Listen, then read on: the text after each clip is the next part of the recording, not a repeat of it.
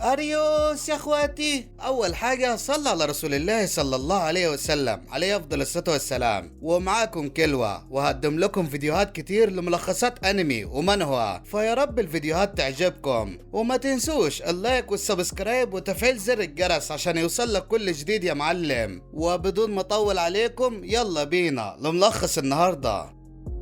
وزي ما شفنا في الموسم الثاني ان بيل وايس انقذوا هيستيا من اريس اللي خطفها عشان يخليها رهينة عنده ويقدر عن طريقها ينتصر على اوراريو. وبعدها راح بيل ومعاه ايس وهيستيا لقرية في الجبل، واتعرفوا على زعيمها اللي كان في شبابه بيحب واحدة من الكائنات السماوية، واتقتلت وهي بتحميه. وبعد موت زعيم القرية بيل واصحابه رجعوا تاني لبلدهم. وفي الوقت ده كان في بنت شكلها غريب خرجت من بين الصخور وكانت بتسأل نفسها هي مين. ونيجي بقى للموسم الثالث بمقابلة بيل للبنت دي، وانقذها بيل من اشخاص كانوا بيطردوها، وكمان اخدها معاه للقابو. بس هناك اصحاب بيل شافوا وش البنت وعرفوا انها وحش وحاولوا يهاجموها، وبيل واقف قصادهم ودافع عنها. بس ليلى قالت له انت علشان لقيتها حلوة يا بيل جايبها معاك، ازاي تعمل كده وانت عارف ان الوحوش اكبر عدو لينا؟ وفجأة البنت الوحش دي بدأت تنطق اسم بيل، وكلهم استغربوا ان وحش بيتكلم. وبيل قال لهم ان قابل البنت في الطابق ال19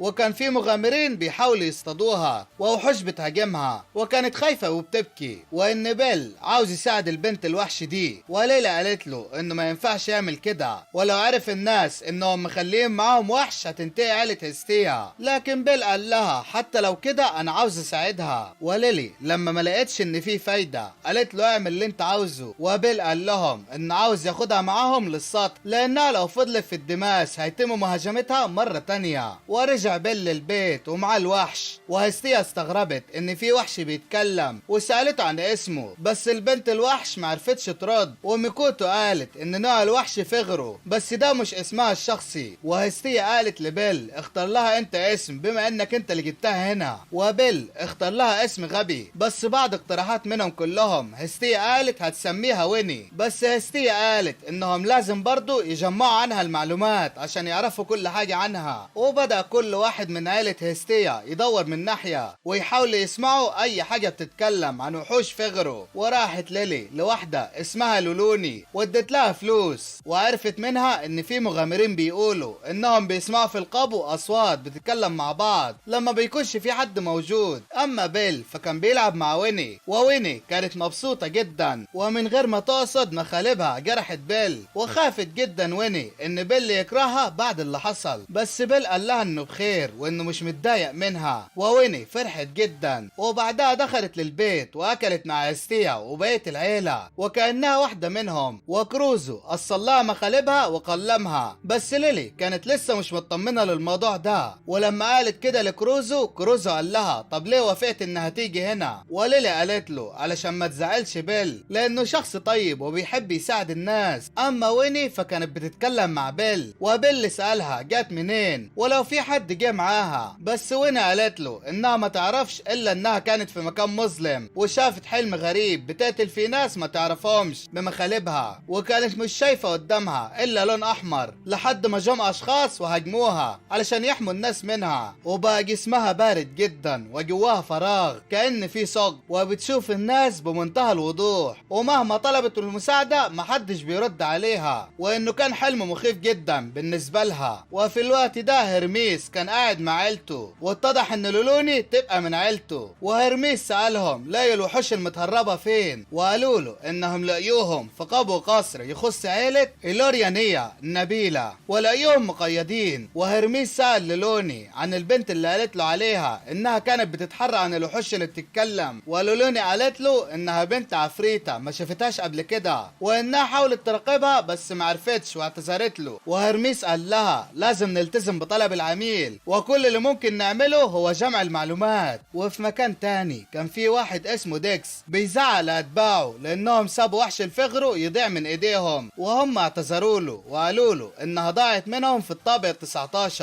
وديكس قال لهم ان دي فرصة كبيرة، ولو كانوا باعوها لنبلاء من اولوريا كانوا كسبوا مبلغ كبير. وديكس وديكس كان متضايق لانهم ملاقيوش لسه مخبأ الوحوش، مع انهم متأكدين ان المخبأ في متاهة الشجرة العملاقة، وامر اتباعه انهم يروحوا ويشوفوا الموضوع ايه. وطلب ديكس من رئيسه ايكوليس انه يساعدهم ويستخدم قوته علشان يتأكد لو في حد اخذ الفغرو واخفاها. وايكوليس وافق على طلبه وقال له لازم تسليني المرة دي برضه يا ديكس. ونروح بقى لهستيا، وكانت بتقول لبيل والباقيين انهم لو عايزين يعرفوا معلومات اكتر عن ويني لازم ينزلوا الدماس ويروحوا الطابق ال19 مكان ما ويني كانت موجودة. وبيل راح لريو وطلب مساعدتها، بس ريو اعتذرت وقالت انها مش فاضية ومعها شغل في المطعم. وفي اللحظة دي جت ايشا وقالت لبيل انها موافقة تروح معاه للدماس وتساعده. وريو لما شافت ايشا اتضايقت وقالت انها هتروح الدماس مع بيل لانها مش هتقدر تسيبه يروح لوحده مع الست دي. وراح بيل واصحابه للدماس، وايشا بدأت تقتل في الوحوش، بس فجأة ظهرت وحوش تانية وهجمتهم، وايشا وريو بدأوا يقتلوهم، بس بيل مرضيش يعمل حاجة وساب الوحش يضربه. وريو استغربت وقالت له انها مش متعودة تشوفه ضعيف كده. وبعدها بيل وكروزو سابوا الباقيين وكملوا استكشاف، ووصلوا لمكان اسمه متاهة الشجرة العملاقة. وفجأة ظهر قدامهم بنت مش باينة شكلها، وبيل وكروزو عدوا من جنبها وحاولوا يتجاهلوها، بس البنت دي قالت لهم ان ريحة قريبتها طالعة منهم بس مفيش ريحة دم، وسألتهم لو كانوا هما اللي اتكلم عنهم فيلز، وما كانش عارف بيل هي بتتكلم عن مين. بس البنت كملت كلامها وسألتهم لو هما شايفين انهم يقدروا يتعايشوا معاهم. وكروزو قال لها انت بتتكلمي عن ايه؟ والبنت قالت له انتوا بتقتلونا واحنا بنقتلكم، وده هو قدرنا، واننا عمرنا ما هنفهم بعض، بس لما شفتكم وحسيت انكم مختلفين بدأت اشوف بصيص امل. والبنت سابت بيل وكروزو وطارت بعيد، وكمل بيل طريقه مع كروزو. وفي الوقت ده كان ديكس معدي مع رجالته وشاف بيل وشك ان في وراه حاجة، وامر رجالته يتحروا عنه اكتر. وبعدها رجع بيل واصحابه تاني، وبيل كان بيفكر في البنت اللي شافها وكلامها اللي قالته. وفي اللحظة دي ظهر قدامه اكيليس وقال له يا ترى سمعت حاجة عن فغرو بتتكلم؟ وطبعا بيل اتصدم بس ما ردش عليه. واكيليس كمل كلامه وقال له انه سمع انها ليها وش جميل وانها ظهرت في الطابق ال19،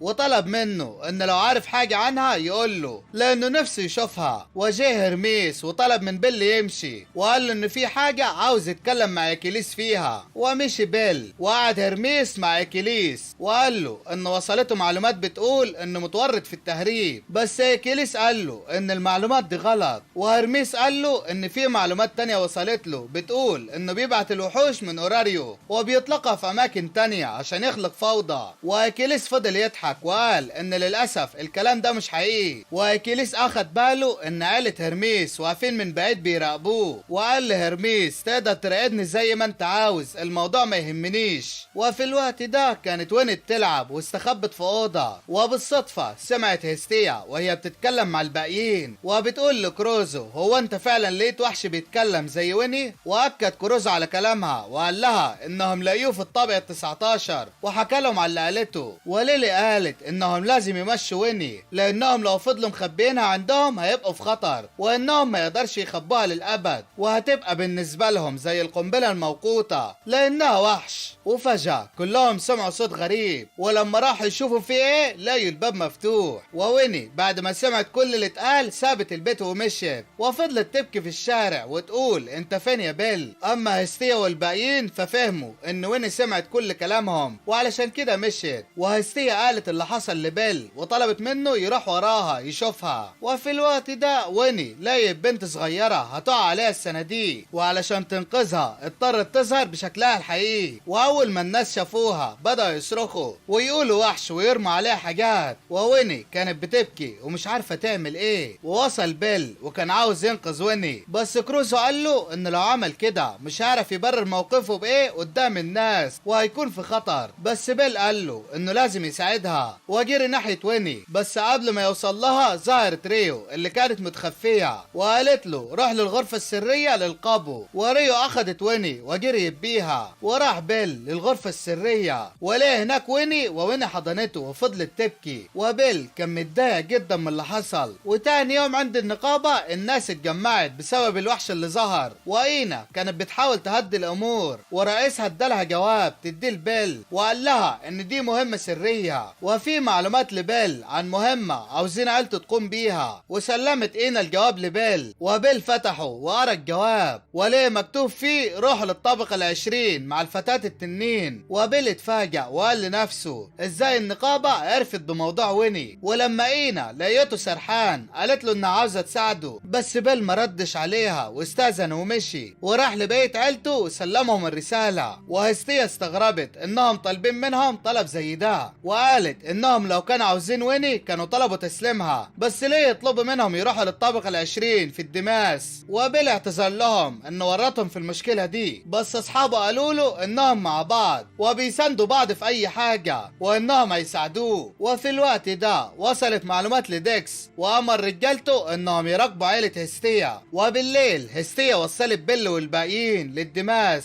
وراحت تقابل شخص غريب، اما بيل واصحابه فكانوا بيقاتلوا الوحوش في الدماس. وهستيا راحت مع الشخص الغريب ده لنفق سري، وصلت منه الاوضه والشخص الغريب قال لها ان مهمته خلصت لحد هنا وسابها ومشي. وهستيا دخلت للاوضه دي ولقيت فيها واحد من زعماء العائلات واسمه اورانوس، وقالت له هستيا انت استدعيتني هنا علشان ويني مش كده؟ وسالت عن اللي بيحصل في الدماس دلوقتي وعن اللي بيخفيه. واورانوس قال لها هقول لك على كل حاجه يا هستيا. ونروح بقى لبيل اللي كان لسه بيحاول يوصل للطابق العشرين، وفجأة ويني سمعت صوت غناء وقالت لبيل ان في حد بيغني وانها سمعت الاغنيه دي قبل كده. وبيل واصحابه راحوا في اتجاه الصوت وفضلوا ماشيين في مكان مظلم لحد ما بيل حس ان في حد بيراقبهم. وفجأة ظهر راجل السحليه وهجم عليهم، بس بيل صد هجومه وقع منه الكشاف واتضح ان في وحوش مدرعه كتيره في المكان وكانوا بيستهدفوا ويني، بس بيل واصحابه كانوا بيحاولوا يحموها. والوحش ضرب بيل وهجم على ويني ووقفت هاروهيمي قدامها، والوحش كان خلاص هيضرب هاروهيمي، بس كروز وميكوتو قالوا مش هنسمح بده وصدوا هجمته. وبيل قام من مكانه وكان خارج من ايده نور غريب ووقف راجل السحليه مكانه، وبيل هجم عليه وضربه ورماه بعيد. بس فجأة الراجل السحليه بدأ يضحك واتكلم وقال انا اول مرة اشوف مغامرين زيكم. وبيل واصحابه كانوا مصدومين. وبعدها ظهرت البنت اللي قابلت بيل وكروز قبل كده وقالت للراجل السحليه انا قلت لك انهم مختلفين يا ليد. وقال لها ليد انت كلامك طلع صح، هم فعلا مختلفين يا ري. وقال لبيل واصحابه انا اسف احنا كنا بنختبركم وعاوزين نعرف طبيعه الناس اللي اخذت قريبتنا وازاي كانوا يتخلوا عنها لما تتأزم الامور، وشكرهم انهم حاولوا يحموا قريبتهم. ونرجع تاني لهستيا، وكان اورانوس بيقول لها انهم ما يعرفوش ظهروا امتى، بس كانوا طول الوقت ده بيحاولوا يمدوهم بالمعونه ويحموهم. وهستيا قالت له ازاي النقابه تحمي الوحوش، واورانوس قال لها زي ما انت حميت الفتاه التنين، وان الهدف كان من المهمه الحاليه تسليم ويني لقرايبها، ولو كان بيل والباقيين نجوا فالمفروض يكونوا وصلوا لقريتهم المخفيه. اما بيل فليد مد ايده يسلم عليه وعرفه بنفسه، وبيل كان خايف يمد ايده هو كمان، بس لما بص على ويني واصحابه مد ايده وسلم على ليد وقال له انا مبسوط بمقابلتك. والوحوش بدأت تسلم على بيل وكانوا مبسوطين بيه. وري سلمت على ويني وقالت لها ممكن اعرف اسمك ايه يا قريبتنا الجديدة؟ وويني قالت على اسمها. وبيل سأل ري ايه هو تصنيفهم بالظبط، وليد قال له اسمنا هو زينوس. وفي الوقت نفسه كان اورانوس حكى كل حاجة لهستيا وعن وحوش زينوس الذكية، وقال لها ان هي وعيلتها الامل ليه وليهم وانهم الجسر للتعايش بينهم وبين البشر. وهستيا كانت مصدومة ومش عارفة تقول ايه. ونراح بقى لبيل واصحابه، وبعد ما راحوا مع الوحوش لقريتهم الوحوش قدموا لهم الاكل والشرب. وليد قال لبيل ان النقابة بتساعدهم من وقت طويل وبتقدم لهم الاكل والاسلحة وبتساعدهم انهم يفضلوا مخفيين، وان الزعيم اورانوس وعيلته كانوا اكبر داعمين ليهم. ونرجع تاني لهستيا، وسألت اورانوس عن سبب كل اللي بيعمله، واورانوس قال لها انه عاوز يخلق تعايش بين البشر والزينوس ويبقى في تفاهم بينهم، وان الزينوس بيحلموا يطلعوا للسطح ويتعايشوا مع البشر. بس هستيا قالت له ان ده لو حصل هيخسروا مكانتهم في المجتمع. واورانوس قال لها ان كل حاجة بتحصل حسب ما هو عايز، وان الزعماء اللي عارفين بالموضوع ده هم هم غنيشة وهرميس. وفي الوقت ده كان في شخص اسمه فيلز موجود مع بيل واصحابه، وقال لهم ان مهمته ينقل الرسائل بين اورانوس وزينوس، وان في الايام السبعة اللي فاتت راقبهم وراقب ويني. وسألته ليلي هو وحش ولا ايه؟ وليد قال انه شخص قديم. وفيلز قال لهم انا هوريكم بنفسكم، وكشف عن وشه اللي كان هيكل عظمي. وليد قال ان فيلز حكيم، وليلي قالت ان دولة الحكماء العظيمة الشهيرة شخص واحد منها اللي قدر يعمل حجر الفيلسوف ويحصل على الحياة الخالدة. وفيلز كمل كلامها وقال ايوه انا اللي كنت الحكيم، وفضلت اسعى في العلم لحد ما وصلت للحياة الابدية، وفضلت شغال تحت جناح اورانوس وبشوف العصور وهي بتعدي قدامي. واول مرة تواصلت مع ليد والباقيين كان من 15 سنة، واطلقنا عليهم اسم زينوس، وعملنا جماعة بنفس الاسم منظمة بتقوى قرايب الزينوس المولودين في الدماس